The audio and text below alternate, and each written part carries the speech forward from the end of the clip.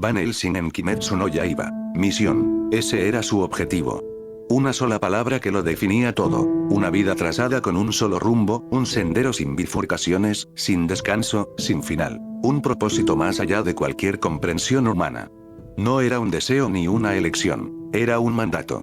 Una misión divina, otorgada por los cielos, que había recaído exclusivamente sobre sus hombros. Un peso sagrado e ineludible. Y sin embargo, a veces, incluso él se descubría luchando por no desfallecer bajo el peso de esa misma cruz. A veces dudaba, no de su fe, sino de su fuerza.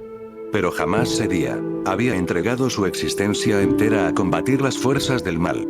A enfrentar amenazas tan antiguas, tan oscuras, que la humanidad apenas podía intuir su existencia. Él sí las conocía. Él sí las había visto. No una vez, sino muchas. Porque Gabriel Van Helsing no era como los demás. De entre todos los hombres, solo él había visto caer reinos y nacer imperios.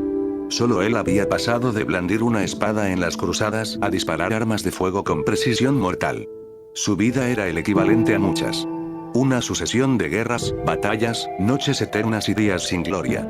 Una vida de servicio, de templanza, de compromiso absoluto. Y entre todo ese dolor y deber, hubo una traición. Un hermano. No de sangre, pero sí de fe. Ambos juraron, ante Dios, dedicar sus vidas a empuñar la espada por la cruz. Lo hicieron con fervor, en cuerpo y alma. Pero no fue suficiente. Aquel amigo, Vladislav, cedió. Traicionó los votos de la orden. Renunció al celibato. Se entregó a la carne, a los placeres que habían jurado rechazar. Y esa traición cambiaría todo. Una mujer. Solo eso bastó para derrumbar la férrea voluntad que su hermano de armas había sostenido durante toda su vida. Aquel hombre, de corazón endurecido por la guerra, la fe y la sangre, cayó ante lo único que no pudo vencer, el amor. Y a causa de ello la perdió, ella se fue. Perdió al objeto de su devoción, a la única luz que alguna vez había osado entrar en su mundo de sombras. Y, en el momento más cruel, con el corazón desgarrado y las manos temblando, fue él quien tuvo que terminar con su vida. Tuvo que hacerlo, pues había traicionado a la Santa Orden y sus lazos unidos por sangrar y no por la sangre ya no servían de excusa para no hacerlo. No hubo redención en ese acto, solo condena. Pero ni siquiera eso fue suficiente para sellar su tormento. El dolor consumió a su hermano, Vladislav enloqueció. La locura lo consumió. Y así, en su lecho de muerte, con el cuerpo atravesado por una espada que una vez fue empuñada por él, cuando el cuerpo ya no resistía, hizo un pacto prohibido, un juramento oscuro, con el caído, con el adversario. A cambio de su alma, recibió inmortalidad.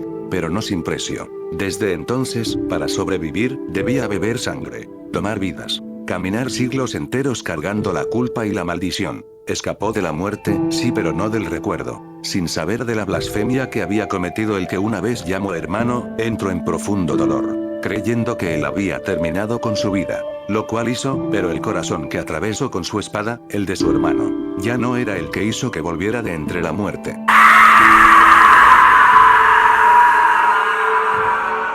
Y el dolor, siempre el dolor, lo atormentó más que cualquier castigo infernal. Hasta que ya no pudo más. Cayó de rodillas y clamó al Creador una última súplica. Haz que lo olvide. No quería redención. Solo quería paz. Olvidar los actos que se vio forzado a hacer, por cumplir su sagrada tarea. Y su ruego fue escuchado. La memoria se desvaneció. Pero el alma aún sangra. Acabó en las puertas del Vaticano. Herido, moribundo, tras años combatiendo instintivamente contra el mal, guiado solo por una oscura necesidad de justicia o tal vez redención. No recordaba mucho, solo que el mal existía, y que él debía casarlo. Fue entonces que lo acogieron. Bajo la tutela de la Santa Sede, se convirtió en su arma. Se le entrenó, se le dio propósito, y durante años llevó a cabo incontables misiones contra las fuerzas oscuras. Hasta que, un día, lo encontró, aquel que una vez fue humano, aquel que una vez fue él. Su hermano, ahora conocido por el mundo como Drácula. El choque fue inevitable. Dos fuerzas de la noche, dos reflejos de lo que fueron y ya no eran, se enfrentaron en una batalla feroz. Garras, colmillos, fuego sagrado y sombras inmortales se cruzaron en una danza de odio y destino. Y fue él quien prevaleció. Pero la victoria no supo a gloria. Porque en ese combate, perdió algo más que sangre. Perdió un amor que lo había acompañado desde siempre, una presencia que, aún sin rostro, habitaba su alma. Tras esos eventos, recorrió el mundo, dejando atrás a su reciente colega y amigo Carl. Él se merecía algo mejor que esto. Y así fue. De los desiertos árabes a los bosques de Europa del Este, hasta los confines templados de toda Asia, cazó hechiceros, monstruos, espíritus, seres sanguinarios disfrazados de hombres y agradeció que su mente, tan castigada, conservara apenas unos pocos recuerdos verdaderamente importantes. A veces deseaba saber más, pero siempre agradecía sentir, aunque fuera un poco humano. Sin embargo, nada, ni siquiera las aberraciones no muertas llamadas vampiros, lo preparó para lo que estaba por venir. Nada. Porque ahora estaba por comenzar su última misión. Una para la que nunca estaba preparado. Cambio de escena. 20 años después de los sucesos en Transilvania. Esto es desesperante. La voz, cargada de irritación, brotó entre jadeos. El hombre estaba de pie, tambaleante, cubierto de heridas y sangre. Sus manos temblaban al sujetar la escopeta de mano, como si el arma pudiera salvarlo del abismo que tenía delante. Sus ojos, inyectados de cansancio y rabia, se clavaron con desafío en la figura que lo enfrentaba. ¿Crees que un patético humano podrá detener el alcance de mis poderes? La criatura no tenía forma definida. Era un ser hecho de sombras vivas, sin contornos claros, solo oscuridad ondeando como llamas negras. De entre aquella masa informe, unos ojos brillantes lo observaban con furia ancestral. El cazador tragó saliva. No entendía qué era eso. No encajaba con nada que hubiera enfrentado antes. No era un demonio, ni un vampiro, ni un espectro. Era otra cosa. Sus pupilas se contrajeron con un temblor involuntario. Durante años, las cruces, las armas sagradas, el agua bendita y los cánticos habían bastado. Siempre habían bastado. Pero ahora, no con esto. Y esa revelación lo golpeó en el alma. ¿Dios permitiría que semejante aberración camine libremente sobre la tierra? ¿Dónde estaba el juicio divino? Detrás de él, el Vaticano se consumía en llamas. Las torres derrumbadas eran sepultadas por el humo. El suelo estaba cubierto de cenizas y cuerpos. Se escuchaban gritos. Hombres y mujeres corrían desesperados, escapando de un infierno que parecía no tener fin. Y aún así, él no retrocedió. Miró al enemigo. La escopeta temblaba en sus manos, pero sus ojos ardían con una llama que ni siquiera el caos podía apagar. Iba a luchar, porque esa era su naturaleza. Porque si no lo hacía él, nadie más lo haría, pensó. Tus esfuerzos serán inútiles. No lo entiendes, emisario. La voz del ente resonó como un trueno ahogado, cargada de una calma macabra que perforaba el alma. El hombre frente a él, cubierto de sangre y ceniza, entrecerró los ojos con furia, como si aún tuviera la fuerza para odiar. Apretó los dientes. Lo miró como quien mira al fin del mundo. Ese ser había aparecido hacía solo unos meses. Como un destello caído del cielo, emergió en el norte de África, envuelto en un fulgor de sombras. Al principio, nadie lo comprendía. Las élites militares del mundo lo clasificaron como fenómenos naturales. Terremotos, tormentas, fallas tectónicas. Pero no lo era. Donde él pasaba, el cielo se partía en gritos de relámpagos y oscuridad líquida lo cubría todo. Las ciudades se apagaban. Las comunicaciones colapsaban. El caos no tardó en devorar continentes. La Santa Orden lo supo desde el primer día. No era humano, ni divino, ni demoníaco siquiera. Era otra cosa. Que no podía explicarse o entenderse sin perder la cordura. Lo enviaron a él. Un emisario. Su mejor agente. Su misión. Investigar, confirmar, preparar el contraataque definitivo. Pero el enemigo fue más rápido. Fueron descubiertos, localizados con una precisión inhumana. Todo por un simple descuido. Y entonces vino el castigo. Tormentas eléctricas arrasaron regiones enteras. Roma se convirtió en un cráter de llamas. El Vaticano fue el epicentro. Como si la criatura quisiera arrancar el corazón mismo de la fe. Dispararon todo lo que tenían. Artillería pesada, explosivos, gas venenoso, un nuevo y revolucionario armamento, los recién nombrados misiles con núcleos bendecidos por el mismísimo sumo sacerdote y la iglesia en conjunto. Nada funcionó. El horror avanzó implacable, como una voluntad pura que ni Dios parecía poder detener. Uno por uno, los guerreros cayeron. Y ahora, solo él quedaba. Solo él, frente a ese monstruo imposible, con su escopeta temblando en las manos y la rabia ardiéndole en el pecho. Pero aún no caía. Aún respiraba. Y mientras lo hiciera no se rendiría. Yo me apoderaré de este mundo, lo guiaré hacia un equilibrio perfecto, susurró la criatura, con una voz que parecía surgir del mismo núcleo de la tierra. Grave, antinatural, como si su tono cargara el peso de 1000 condenas. Jamás. Rugió el cazador, su voz desgarrada por la furia y el dolor, mientras alzaba sus armas con manos ensangrentadas, decidido a dar su último aliento en aquella lucha. Era el último. el único que quedaba en pie tras la masacre.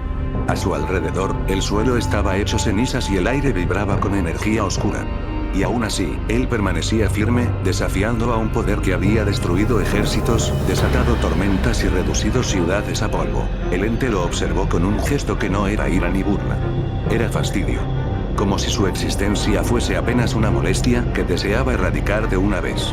Te borraré de la existencia, sentenció el ser. Sus manos se alzaron lentamente, y la atmósfera se quebró a su alrededor. Rayos caóticos estallaron en sus palmas, y el espacio mismo se curvó como si la realidad no pudiera sostener su poder. Tu final es ahora, declaró, con voz tronante. Entonces, el ataque fue liberado. Un haz de energía distorsionó el horizonte, arrasando todo a su paso.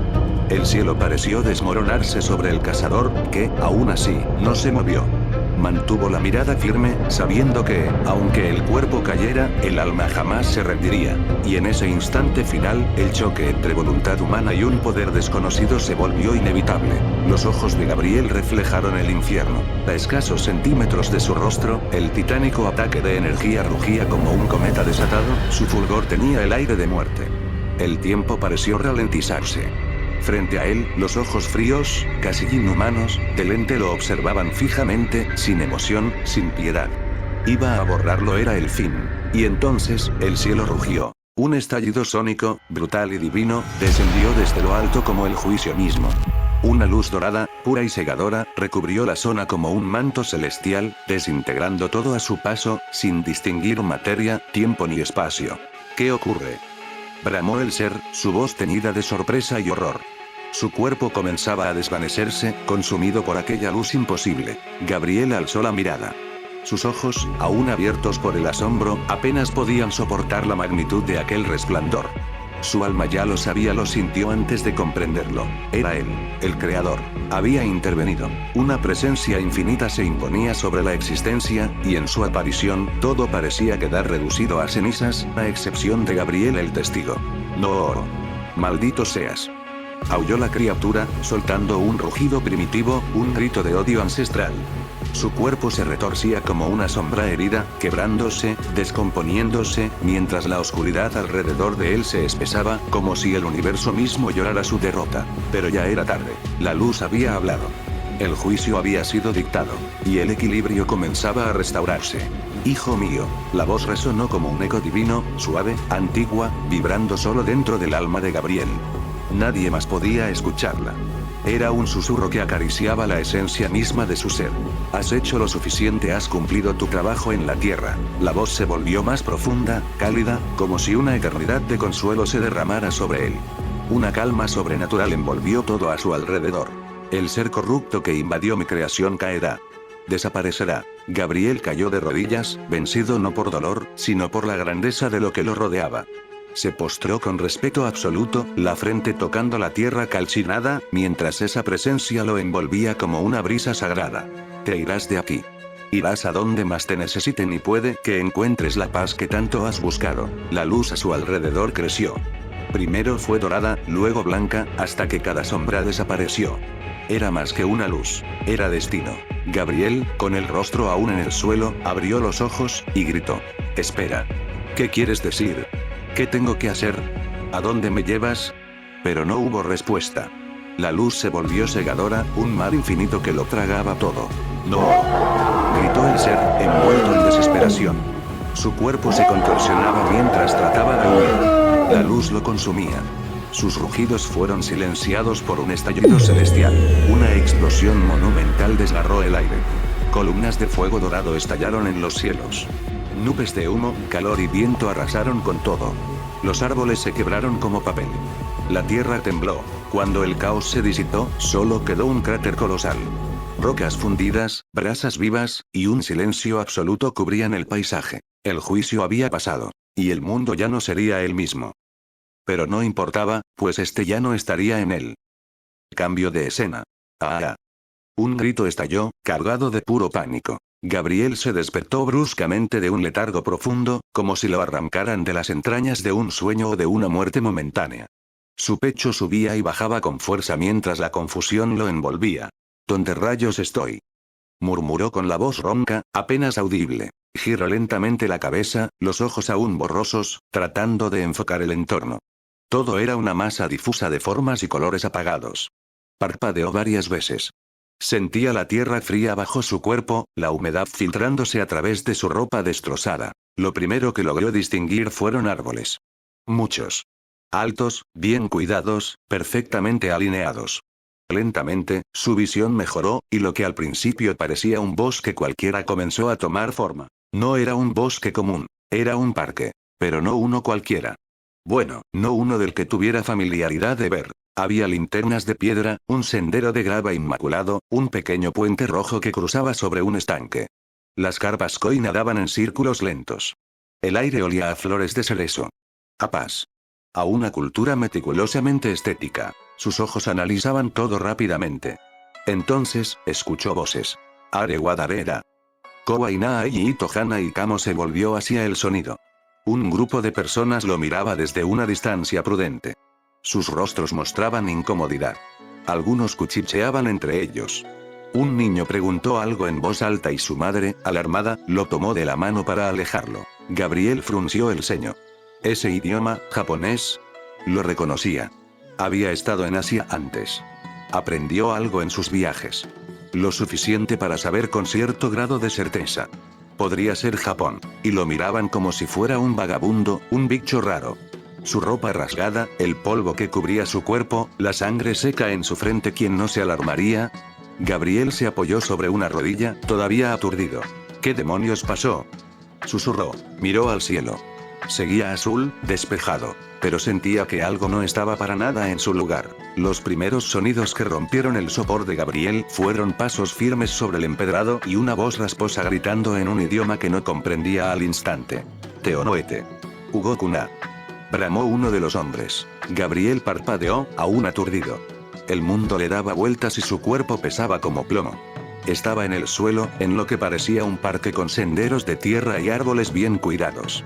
La luz del sol era tenue, filtrada por las copas, y una brisa tibia agitaba las hojas. Pero la calma apenas duró unos segundos. Dos oficiales japoneses lo apuntaban con porras de madera, avanzando con autoridad. Vestían uniformes azul marino con botones dorados, y lucían gorras redondas de visera corta. A su alrededor, unas pocas personas, mujeres con kimonos de seda, hombres con trajes de 3 piezas y boinas europeas, comenzaban a detenerse, alarmados. Gabriel no entendía del todo las palabras, pero reconocía la intensidad de una orden. Se centró en los sonidos, su mente trabajó con velocidad para traducir. Levanta las manos. No te muevas. Los ojos se le abrieron de golpe. Lo iban a arrestar. Se incorporó torpemente y miró su cuerpo. Su torso estaba al descubierto, marcado por heridas secas y tierra. Su pantalón estaba desgarrado, sujeto apenas por un botón. Lo que había quedado de su camisa se había perdido en su violento despertar. Las mujeres alzaron gritos de sorpresa, tapándose los ojos con abanicos o las mangas de sus kimonos. Algunas se alejaban escandalizadas. Una madre cubrió la vista de su hijo. Los hombres cuchicheaban, y más de uno dejó caer su periódico de la mañana al ver al extranjero semidesnudo. Gabriel no podía explicarse cómo había llegado a ese lugar, pero una cosa era segura: no podía quedarse. Yamarinasai. Tomaré. Volvió a gritar uno de los oficiales, blandiendo la porra. No necesitaba saber japonés para entender el tono. Gabriel giró sobre sus talones y salió corriendo. Las suelas de sus pies golpeaban la tierra del parque y, en segundos, alcanzó el empedrado de la avenida. Carros tirados por caballos, tranvías de vapor y bicicletas llenaban las calles. El tráfico se detenía y la multitud abría paso entre gritos. Gabriel corría sin mirar atrás. Las voces de los oficiales se perdían entre los murmullos de la ciudad. Atravesó una zona comercial. Casas de madera con faroles colgantes, tiendas de papel de arroz, panaderías tradicionales. Los carteles publicitarios, pintados a mano, estaban cubiertos de kanjis que apenas comprendía. Uno mostraba un dibujo del emperador con la leyenda Nippon no Kori, orgullo de Japón. Gabriel sintió que todo lo observaba. Las calles estrechas, los vendedores ambulantes, los ancianos con gafas redondas. Todos se detenían al ver a ese extranjero de cabellos revueltos y cuerpo expuesto corriendo como un lunático. Las ropas colgaban de él en jirones. Cada zancada arrancaba un pedazo más. Su cuerpo se sentía débil, pero algo en su interior, una chispa salvaje, le ordenaba seguir. No sabía si lo acusaban de indecencia, de vagancia o algo peor. Solo sabía que, en esa época, un hombre en su estado era un objetivo fácil para la autoridad. Doblando una esquina, bajó por un callejón entre dos casas de madera, esquivó un carrito de verduras y giró nuevamente hacia la avenida principal. Tokio lo envolvía con su ruido de suecos de madera, silbatos de trenes, y voces mezcladas de idiomas que apenas reconocía. Pero él corría. Como un fugitivo en un mundo que no comprendía. Porque lo era. Mate. Detente. Gritó el oficial con bigote, tropezando con una caja de naranjas. Gabriel no se detuvo. ¿Cómo hacerlo? Su pantalón colgaba de un hilo, su cinturón estaba en otra vida, y cada paso amenazaba con exponerlo a los designios del viento nipón. Saltó un puesto de arroz, esquivó una bicicleta y cruzó una calle. Momentos después, un anciano de túnica clara y caminar sereno avanzaba entre las calles de la ciudad, sosteniendo su bastón con la misma calma con la que respiraba. A su lado, o más bien, medio colgado de sus hombros, iba un muchacho de cabello amarillo chillón, despeinado y con los ojos llenos de lágrimas. «Abuelo», berreó Zenitsu, aferrándose al brazo del viejo como si su vida dependiera de ello. «¿Por qué estamos en la ciudad? Me vas a abandonar, ¿verdad? Lo sabía. Perdón por romper tu espada. Perdón por gritar en la noche. Perdón por existir. Trabajaré de sol a sol, te lo juro. Pero no me dejes». Su voz era tan escandalosa como una alarma en medio de la madrugada. Los transeúntes que iban por la acera detuvieron su paso, giraron la cabeza y lo observaron con desaprobación o curiosidad, murmurando entre ellos. ¡Qué despiadado! Pobre muchacho, debe estar sufriendo mucho, ese anciano se ve estricto. ¿Cómo puede abandonar a alguien así? El viejo exhaló con fuerza, visiblemente irritado, aunque más por la vergüenza que por la escena en sí. Paró en seco, se giró hacia Zenitsu y lo miró con el ceño fruncido. «Ya basta, Zenitsu», le espetó con voz firme. «Te lo he repetido muchas veces. No te voy a dejar a la intemperie, cabeza hueca». Lo agarró con fuerza del brazo, sacudiéndolo ligeramente, no con rabia, sino como quien intenta que alguien entre en razón de una vez. Zenitsu parpadeó, desconcertado, como si acabara de despertar de una pesadilla. «¿En serio? ¿No me dejarás?», murmuró entre sollozos. «Claro que no. Pero si sigues gritando como loco, esta ciudad va a pensar que soy un criminal». Zenitsu suspiró aliviado, justo antes de volver a llorar con más fuerza. «Mientes», gritó Zenitsu con voz quebrada, su rostro deformado por la angustia. Los transeúntes que aún observaban la escena hicieron un breve silencio. «No debía haber sacado tu primera espada para tratar de impresionar a esas chicas. No era mi intención romperla». Las palabras retumbaron como una confesión criminal en plena vía pública. La empatía de los espectadores se evaporó al instante. Las miradas compasivas se convirtieron en ceños fruncidos, suspiros de desaprobación y susurros maliciosos. Una mujer murmuró algo sobre niñatos irresponsables mientras se alejaba, y un anciano negó con la cabeza, soltando un «qué descaro». Zenitsu sintió el cambio de ambiente, pero lejos de detenerse, se arrodilló en el suelo como si estuviera ante un pelotón de fusilamiento. «Si me dejas aquí, no tendré dónde dormir», exclamó, con los brazos extendidos hacia el cielo. «¿Dónde comer? O tal vez un criminal me apuñale para robarme lo poco que me queda o me desfigure tanto que no podré casarme ni aunque renazca 100 veces». Algunas personas comenzaron a alejarse, incómodas con el espectáculo. Otras simplemente se quedaban por el morbo de ver hasta dónde llegaría. «Y aquí hay personas que llegan del extranjero», continuó, gesticulando frenéticamente. «¿Quién sabe lo que me podrían hacer? Capaz me vendan o se aprovechen de mí como en las noticias». Su voz era un torbellino de paranoia y dramatismo. Las lágrimas caían a chorros por su rostro, dibujando líneas cómicas sobre sus mejillas. Se retorcía en el suelo como si estuviera poseído por el espíritu del pánico, las manos agitadas al aire como si implorara piedad a algún dios lejano. La escena era tan escandalosa que incluso los perros callejeros lo miraban confundidos. «Ya cállate, Zenitsu. Lo que dices no tiene sentido alguno», exclamó el anciano, volteando con visible fastidio hacia el muchacho. «Solo te traje a Tokio para que puedas ayudarme a encontrar a un forjador que conocí, uno que me haga otra espada. Nada más». El joven seguía temblando en su lugar, con las manos aún temblorosas y lágrimas colgando de sus mejillas. «Además, lo que dices es una completa exageración. Nadie te hará nada raro». añadió el anciano, tratando de mantener la compostura mientras cruzaba los brazos. ¿Por qué yo? Atrápenlo. El grito abrupto interrumpió cualquier intento de razonamiento. El anciano ni siquiera alcanzó a terminar la frase cuando escucharon la voz de alguien entre la multitud. Quítense del camino. Un hombre extranjero, de rasgos claramente occidentales y sorprendentemente semidesnudo, irrumpió corriendo con gran velocidad entre la gente. Su cabello despeinado ondeaba con el viento y su cuerpo, apenas cubierto por jirones de tela, avanzaba directo hacia su posición. ¡Buah! Gritó Zenitsu con puro pánico al ver la escena. Te lo dije, abuelo.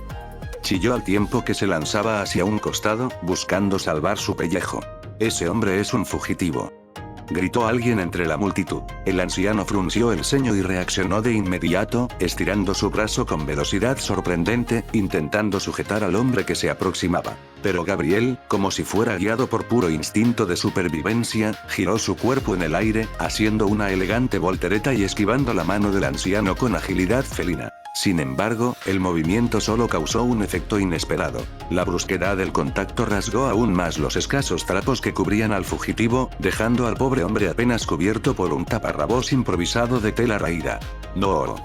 Gritó Gabriel, alejándose mientras trataba de sostener lo poco que quedaba de su dignidad. ¡Maldito viejo! Gritó desde la distancia, con los ojos encendidos de furia mientras intentaba cubrirse como podía. ¡Ja ja ja! Estalló el anciano con una carcajada potente, doblándose hacia adelante mientras se sujetaba el estómago. Eso te pasa por correr así, idiota.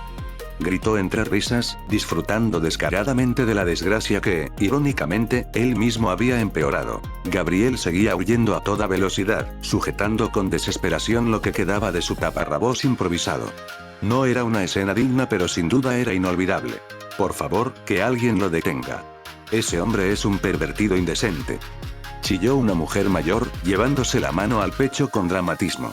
Dio un par de pasos hacia atrás antes de desmayarse con una teatralidad digna del kabuki, cayendo encima de un saco de arroz apilado junto a un puesto de verduras. Gabriel apenas alcanzó a voltear la cabeza por reflejo, y lo que vio no ayudó a su situación. 3 jóvenes mujeres en kimono se habían detenido en seco al verlo pasar. Una dejó caer su sombrilla, completamente boquiabierta. Otra se cubrió la boca, enrojeciendo como si le hubieran lanzado agua hirviendo.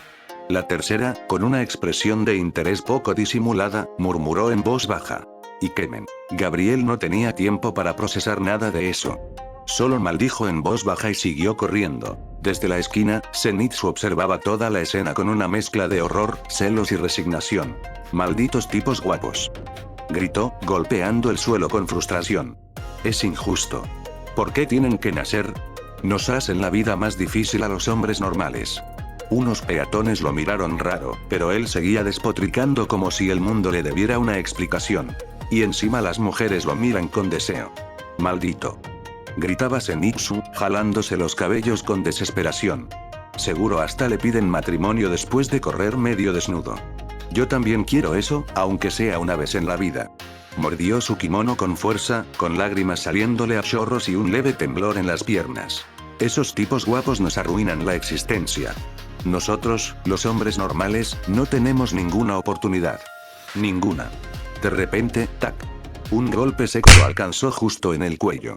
Zenitsu se quedó paralizado un segundo, soltando un suspiro dramático antes de desplomarse como muñeco de trapo.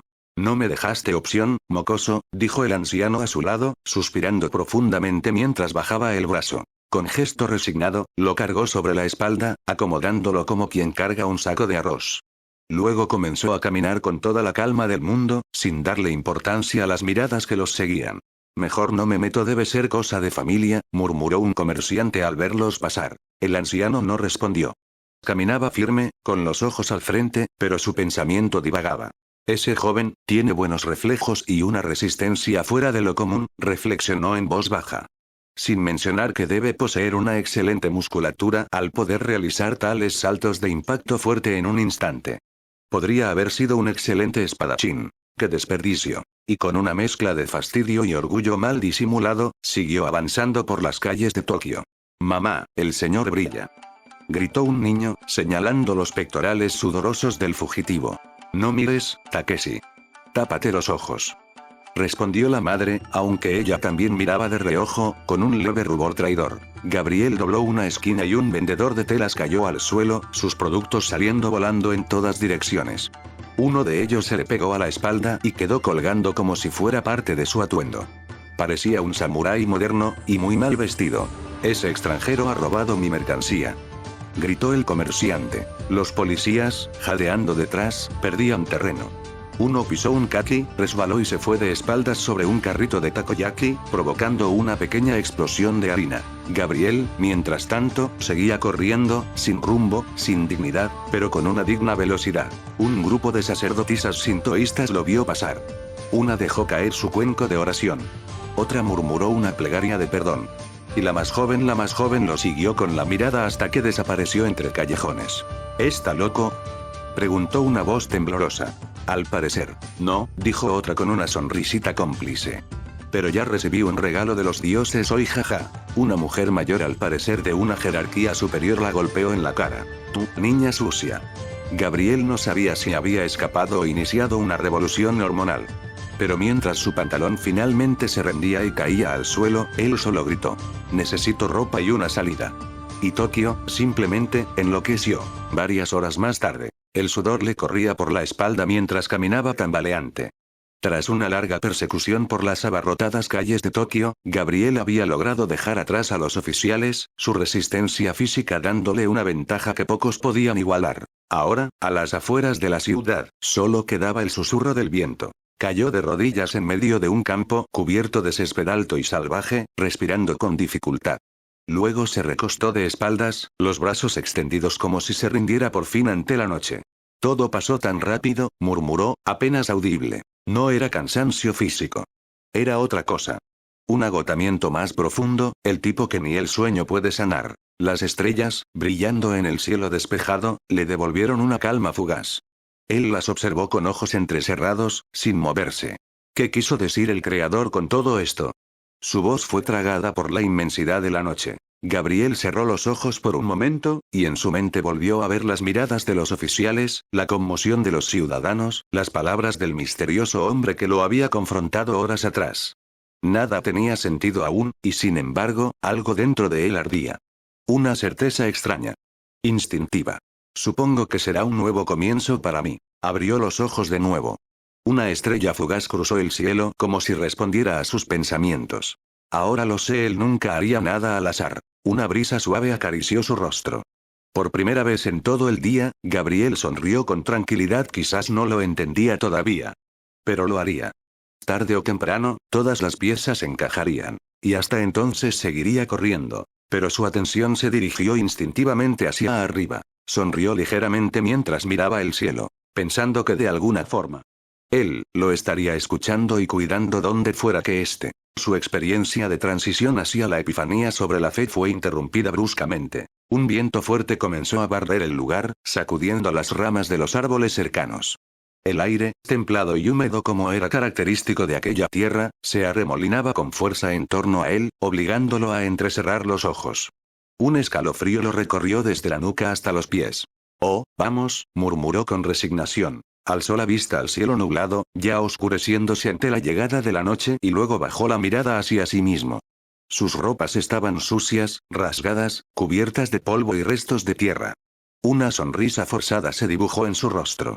Sus ojos se pusieron en blanco brevemente, como si necesitara digerir la nueva y amarga realidad. Diablos, ahora soy vagabundo, dijo con voz resignada. Sus armas, sus preciadas armas las había dejado tiradas en el césped, justo donde emergió tras el enfrentamiento. Era probable que hubieran quedado completamente inutilizadas por los daños colosales que recibieron. Realmente las extrañaré, mis bellezas. Gimió con pesar, pensando en su ballesta artesanal y su escopeta de mano. Ambas habían sido sus compañeras durante incontables batallas, en sus misiones más letales, en silencios mortales y disparos que definieron su destino. Permaneció así varios minutos, sumido en la nostalgia. Pero el cielo comenzaba a teñirse de un negro profundo, con los últimos rayos del sol bajando por el horizonte. Chasqueó la lengua y se puso de pie con firmeza. Bueno, no tengo tiempo que perder, a buscar un lugar ya mismo. Clavó sus ojos en la ciudad a lo lejos, con la determinación brillando nuevamente en su mirada. Preparado para lo que viniera. Esa misma noche, en otro lugar. Una gran mansión de arquitectura tradicional japonesa se alzaba con majestuosidad en medio de un terreno amplio y silencioso.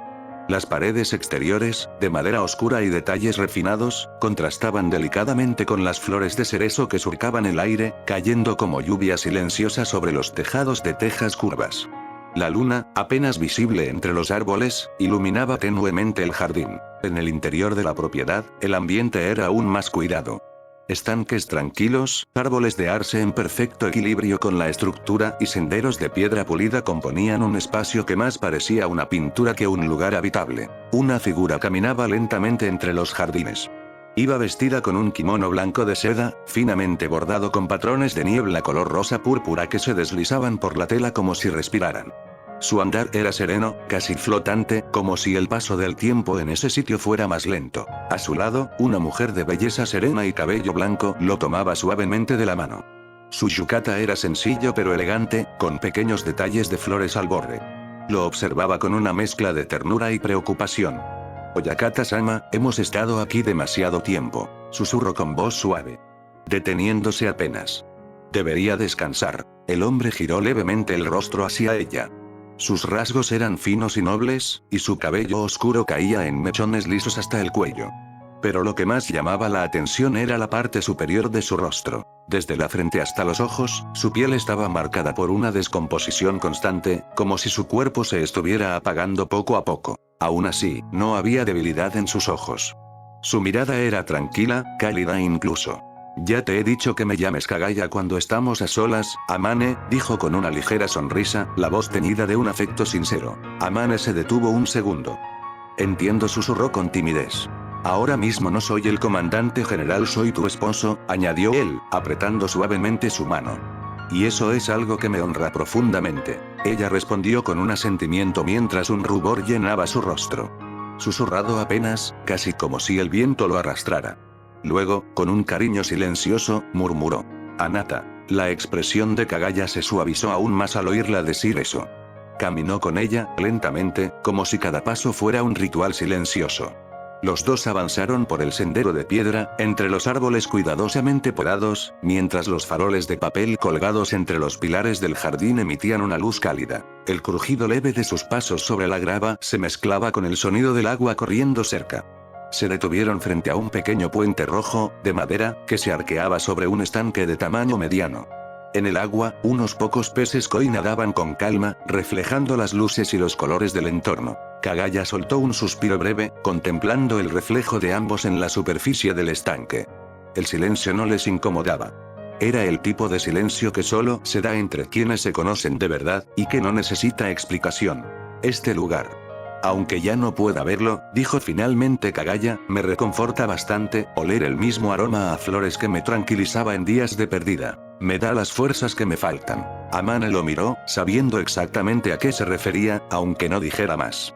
Tienes razón, susurró ella, apoyando la cabeza en su hombro por un instante. Por esto y por ti. Y entonces continuaron caminando juntos, dejando que el murmullo del agua, el aroma de las flores y el calor de su compañía llenaran la noche. Sus pasos eran suaves, casi como un susurro en medio del jardín silencioso. Cada paso que daban resonaba levemente sobre la grava blanca, mezclándose con el vaivén sereno del agua y el crujido ocasional de una rama mecida por el viento. Se acercaron con tranquilidad al pequeño puente rojo que atravesaba un estanque de tamaño mediano. El reflejo de la luna se rompía en suaves ondas bajo sus pies. Kagaya detuvo su andar un instante, como si sintiera algo en el aire. Su mirada, serena pero firme, se perdió brevemente en el horizonte. Lo presiento, Amane, murmuró de pronto. Ella giró el rostro con suavidad, sin soltar su mano. Sus ojos mostraban sorpresa y una silenciosa preocupación. Ahora contamos con todo lo necesario, dijo él, mirando el cielo estrellado. Desde las épocas de los estados en guerra, no habíamos tenido tantos pilares en la cofradía. Sus palabras no eran altisonantes, pero en ellas pesaba una convicción profunda. Se detuvo justo en el centro del puente, y Amane, sin soltarlo, lo sostuvo con cuidado para que no perdiera el equilibrio. Es en esta generación, continuó con voz baja. El mundo ha cambiado demasiado durante las últimas décadas. Cada vez más personas se asientan en ciudades. Las montañas se vacían, y nuestras filas también. Su cabeza bajó levemente, como si llevara el peso de muchas decisiones a cuestas.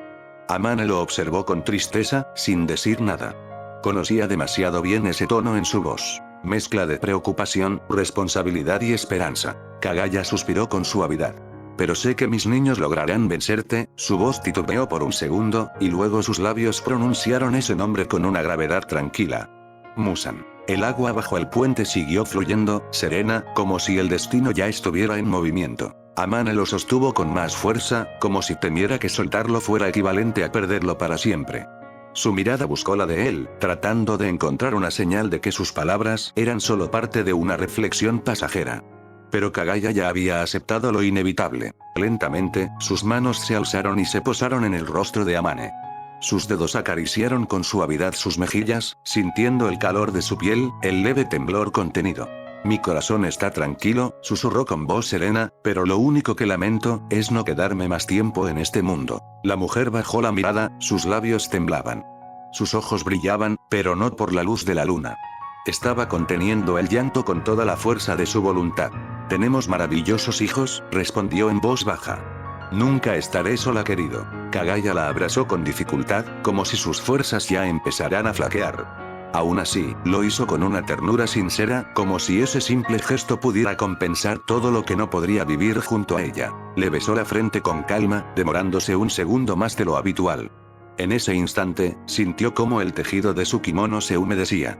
Amane ya no pudo contener más sus lágrimas. El silencio se apoderó del puente, salvo por el murmullo del agua y el suave crujido de los bambúes en la distancia. Mientras Amane lo abrazaba con fuerza, buscando consuelo en medio de la tristeza, Kagaya cerró los ojos.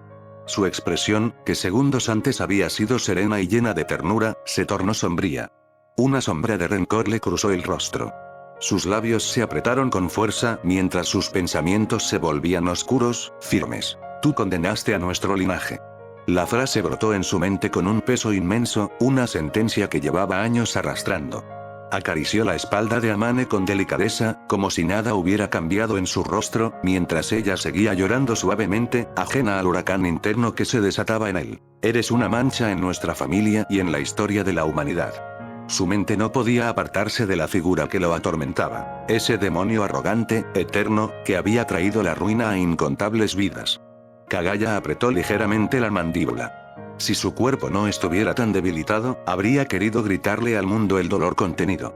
Pero no lo hizo. Solo se quedó en silencio. Hasta el último minuto que me quede de existencia, trataré de eliminarte de este mundo. El odio no se apagaba. Era una llama suave, constante, que ardía junto a la calma resignada de su corazón. Jamás te perdonaré, pensó con amargura, por haberme arrebatado el tiempo de ver crecer a mi familia. De disfrutar la vida. Y de arruinarla de tantos otros. Sintió cómo sus emociones amenazaban con desbordarse, pero entonces, las manos cálidas de Amane se aferraron a él con más fuerza, evitando que su cuerpo se venciera.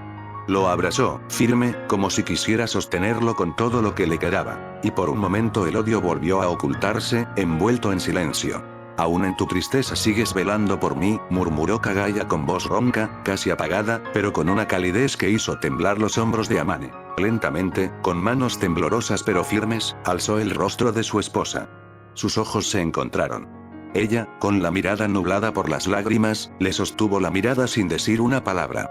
Kagaya inclinó el rostro y la besó, suave, con una ternura que contrastaba con todo el peso que llevaba dentro. No había desesperación en ese gesto, solo decisión. Te juro que venceremos, susurró luego, con un tono bajo, pero tan firme como su convicción. Amane lo miró sorprendida. Esa promesa, tan directa, tan inesperada viniendo de él en su estado, la sacudió. Pero no pudo evitar sonreír. Una sonrisa temblorosa, bañada en lágrimas, que apenas pudo sostener mientras las emociones la sobrepasaban. Su rostro estaba húmedo, pero no importaba. Asintió, bajando un poco la cabeza, dejándose envolver en ese abrazo. Amane, dijo él con suavidad. ¿Wai, Anata? Respondió, conteniendo las lágrimas con dificultad. Te amo. Amane cerró los ojos y lo abrazó con más fuerza, como si pudiera detener el tiempo, como si pudiera hacer que ese instante no terminara. La escena se mantuvo en silencio, solo interrumpida por el sonido leve del viento y el zumbido de pequeñas luciérnagas que comenzaban a volar a su alrededor. Poco a poco, como si el mundo supiera que debía respetar ese momento, la vista se fue alejando lentamente, dejando atrás a los dos, abrazados en medio de la noche. Cambio de panorama. Gabriel caminaba con pasos cautelosos, el barro secándose en su ropa mientras el viento sacudía su cabello desordenado. El cielo ya comenzaba a vestirse de púrpura y rojo, anunciando la llegada de la noche. A lo lejos, en las afueras de la ciudad, vio una pequeña zona residencial con casas humildes, algunas hechas de madera, otras con techos de paja. No había luces encendidas aún. Todo parecía tranquilo, casi abandonado, salvo por un par de perros ladrando en la distancia. Cruzó un canal seco con cuidado, bajando el cuerpo mientras su mirada barría el entorno. No podía arriesgarse a que alguien lo viera en ese estado. No aún. Fue entonces cuando sus ojos se posaron en algo que lo hizo detenerse. Ah, bendita providencia, susurró con una sonrisa ladina. A un costado de una casa, colgando de una cuerda sujeta entre dos postes, ondeaba ropa recién lavada. Camisas, pantalones y lo más importante, un kimono oscuro, sencillo pero limpio, acompañado de unas sandalias de madera dejadas bajo una pequeña banca. Se deslizó como una sombra entre los callejones, asegurándose de no hacer ruido. Saltó una cerca baja y, con rapidez medida, tomó lo que necesitaba. Perdóname señor, pero tu contribución será recordada. Murmuró, cargando las prendas mientras retrocedía en silencio. Minutos después, se encontraba en un callejón lateral, oculto entre dos edificios. Se despojó de sus leves despojos, y se vistió con el kimono robado. Las sandalias crujieron al calzarlas, pero no se quejaban. Le quedaban bien. Demasiado bien. Ahora sí casi parezco alguien respetable, rió suavemente. Con la nueva ropa y un poco más de dignidad recuperada, Gabriel emergió del callejón como un espectro que se fusiona con la rutina urbana. Caminó sin rumbo fijo al principio, absorbiendo la información del entorno. Observaba las tiendas, los rostros de la gente, los carteles. Se fijó en una panadería cerrando, en una taberna con música tenue y olor a sake, en unos niños jugando con una pelota desinflada. Pero cuando sus pies empezaron a doler, el pensamiento inevitable llegó. Necesito un techo o al menos un lugar seco. Miró alrededor. Podía intentar buscar un trabajo, tal vez como peón o ayudante de almacén. O quizás dormir bajo un puente, entre los mendigos. Ninguna opción era digna, pero la dignidad no llenaba el estómago. Y Gabriel siguió caminando, con el cielo oscureciendo a su espalda y el destino aún por escribir. Mejor me iré a dormir al campo. Susurró, viendo el ajetreo y luces de la ciudad. Esperaba encontrar un refugio pronto, uno donde al menos estuviera cubierto. Cambio de escena. Fue una buena idea, la verdad, murmuró Gabriel con voz apagada, aún arrastrando el tono cansado de quien no ha dormido en condiciones. Había pasado casi toda la noche deambulando, escudriñando caminos sin nombre en las afueras rurales de la ciudad. Cada paso lo alejaba del bullicio, de las luces lejanas y de todo lo que conocía. La oscuridad del campo, salpicada por el canto de grillos y el susurro de las hojas, parecía engullirlo. Pero después de horas de búsqueda, por fin dio con una pequeña cueva oculta entre maleza y piedras erosionadas. No era un refugio perfecto, pero bastaba. El espacio era estrecho. Podía estar de pie solo a medias, encorvando la espalda para no rozar el techo con la cabeza. Aún así, tras tantas horas de frío y andar errante, aquello le pareció un santuario. Necesito cubrir la entrada, de esa forma el calor se mantendrá adentro, murmuró. Debe haber algo por aquí que pueda servir. Caminó unos minutos por los alrededores, con pasos cuidadosos entre las sombras, hasta que encontró un arroyo poco profundo, cuyas orillas estaban llenas de grietas repletas de hierbas cola de caballo. Se agachó, arrancando un manojo. Esto servirá. O no solo son hierbas duras comunes, se resignó a seguir buscando un poco más. Avanzó colina arriba, entre rocas cubiertas de musgo húmedo, hasta hallar una buena cantidad de pasto seco. Lo tocó, lo olió. Será un muy buen aislante. Tomó varios puñados con ambas manos y, sin pensarlo más, se quitó el kimono. Extendió la tela con cuidado sobre el suelo y colocó toda la hierba encima, atando los extremos para improvisar un saco de transporte. Regresó a la cueva, agachándose al entrar. Con cuidado y paciencia, fue cubriendo la entrada con los materiales recolectados. No solo impedían que el viento nocturno se colara, sino que mantenían el calor atrapado, creando una calidez precaria pero reconfortante. El murmullo del arroyo quedaba ahora distante, silenciado por las capas de pasto y hojas. Con esto estará bien. Se sentó al fondo, sobre la tierra fría, y apoyó la espalda contra la pared rocosa. Cerró los ojos un instante. El silencio se volvió espeso, envolvente. El cansancio le pesaba como una manta húmeda. Ya había cerrado la entrada con hojas y pasto recolectado. Ahora a descansar. Durmió unas horas, profundas y pesadas, como si su cuerpo por fin se hubiera permitido aflojar. A la mañana siguiente, el cosquilleo en los brazos fue lo primero que sintió al despertar. Se estiró lentamente, como si su cuerpo aún no quisiera dejar el calor de la noche. Bostezó sin apuro y, al abrir los ojos, soltó una ligera sonrisa, casi con incredulidad. Fue mejor de lo que imaginaba, susurró, como si necesitara convencerse a sí mismo de que todo eso había pasado de verdad. Con pasos tranquilos salió de la cueva. La neblina seguía cubriendo los campos, arrastrándose baja sobre la tierra como un viejo espíritu que aún no quería irse. Las espigas secas crujían bajo sus pies, y el viento soplaba suave, arrastrando el olor a tierra húmeda y a hojas dormidas. Necesito lavarme un poco. Se sacudió el polvo del kimono y caminó hacia el arroyo que había visto el día anterior. Entre las piedras, algo lo detuvo. Frunció el ceño. Ayer solo había malas hierbas ahí, pero ahora, flores. Se agachó para ver mejor. Unas flores azules, delgadas y suaves como seda, se mecían con la brisa. Nunca había visto ese tipo antes. Se parecían a lirios, pero el color era de un azul brillante. Menos mal que no las arranqué todas. Murmuró con una sonrisa pequeña. Las miró un momento más antes de levantarse y seguir bajando hacia el agua. Pero entonces, justo al pasar junto a un charco, algo llamó su atención. Se detuvo. Su reflejo lo miraba desde el agua turbia. Y por un instante, no se reconoció. Sus ojos estaban distintos. Había algo raro en su expresión, algo tenso, oculto, como si una parte de él se hubiera quedado atrás. O peor, como si otra cosa hubiera tomado su lugar. La imagen que le devolvía el agua era distinta. Seguía siendo él, pero más joven. Su piel lucía más tersa, sus rasgos ligeramente alterados, rejuvenecidos y sus rasgos habían cambiado ligeramente. No era un cambio radical, pero sí evidente. Se veía más sano y fuerte, quitando el desgaste que se le veía en el rostro a causa de las misiones exhaustivas que tuvo. Supongo que fue obra de él, musitó, con una sonrisa entre resignada y divertida. El cambio lo había tomado por sorpresa. Hasta la noche anterior conservaba su apariencia habitual. No le disgustaba este nuevo rostro, pero le tenía cierto apego al anterior. Mi rostro varonil se fue, dijo con un suspiro arrastrado, mientras observaba el reflejo distorsionado de su rostro en un charco sobre la calle adoquinada. El agua turbia devolvía una imagen que aún no sentía propia. Sus facciones eran más suaves, más juveniles, casi indefensas. Había perdido esa dureza que lo acompañó por años, y aunque no era algo que lamentara profundamente, lo incomodaba. Pero por ahora tal vez pueda trabajar en alguna cosa. Tengo que ponerme lo más presentable posible.